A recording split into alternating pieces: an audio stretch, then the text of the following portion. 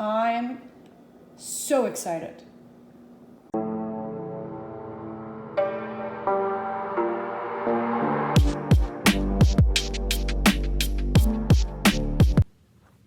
Hi guys, Julianne here. So I just got my pack for the Appalachian Trail through hike that I'm going to attempt in 2022.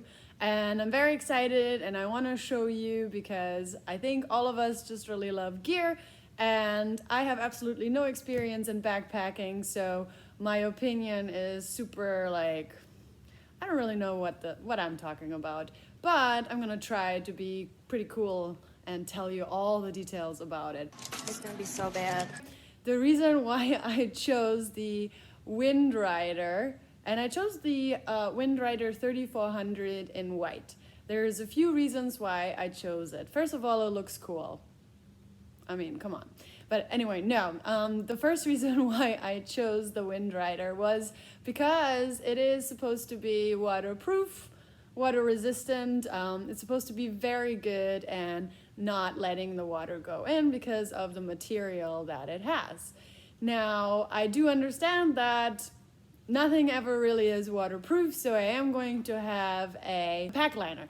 So I will be having a pack liner that is going to extra protect my gear that I'm going to put inside, but I did choose the pack in particular because of the waterproof parts.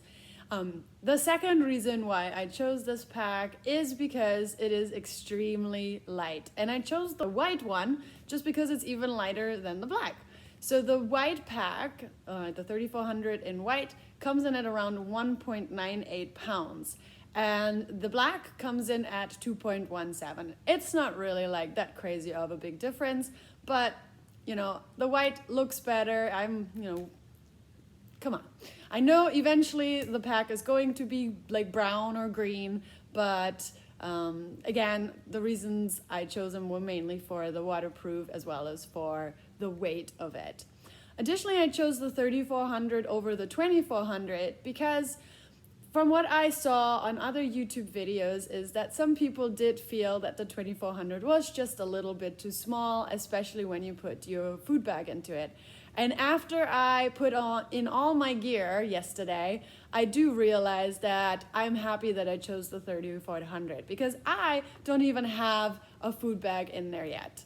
So I think it was a good choice because it is definitely I definitely have gear that needs to fit into my backpack, and the 2400 probably would have been a little bit too small. Another reason why I chose the Hyperlite Windrider in particular is because it has mesh pockets on the outside. Now, the other packs, some of them have part mesh, and from what I understand, and again, everything that I know is really from YouTube videos, from what I understand, that the mesh pockets allow your gear to dry a lot faster, and I don't really want to deal with wet gear.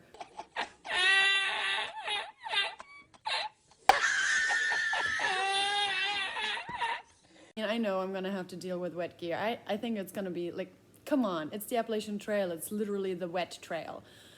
And so I know that I'm going to have to deal with it, but I would like to see if my gear can dry faster than it, fast, like you want it to dry fast. I mean, come on, like you don't want it to just not dry, right? So anyway, those are the three reasons why I chose this particular pack. Overall, from what I understand, all the packs at Hyperlite Mountain Gear are essentially the same, and the differences are really just the pockets. And so the Windrider has mesh pockets, that's why I chose it. Anyway, so let's have a look-see, and I hope you enjoy. And stay until the end, because I have some close-ups, so. Oh my. So here's the first look at my amazing pack.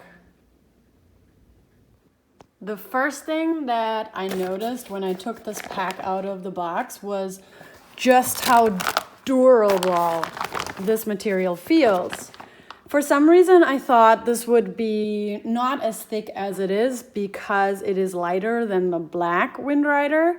And I guess I just assumed that it was gonna be a lot a lot thinner of material that I need to be a lot more careful with. But again, that's just because I am new to backpacking, so I wouldn't really have an idea.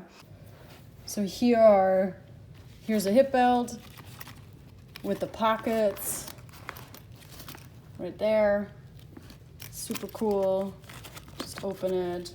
As I understand, it's hard to open it with one hand, so this should be pretty tough. Yep, pretty tough to open with one hand. And then, of course, we have this. There's a whistle right on here, which is pretty cool. And then I got a size small. I'm kind of a tall person, but my torso is considered small, so I tried it on right away to make sure that the shoulder straps fit on like this, right? Because you don't want it to be like this on your back. So if it's like this, then it should be about a right backpack. Let's have a closer look at the pocket bag. I think they're large. They're not like enormous, but pretty large. And the outside pocket, very stretchy material. It seems very like really good material. I'm pleasantly surprised. I don't know what I was expecting, but definitely it's nice to see just how solid this material feels. And then there's like 500,000 straps. I mean, I know that the strap goes right over, and then there's all these other straps I have to figure out. The shoulder straps right here, they have like space so you can hang things on it, like a shoulder pocket. Advertisement! Hyperlite mountain gear. Looking inside, you see it's huge. That's what she said.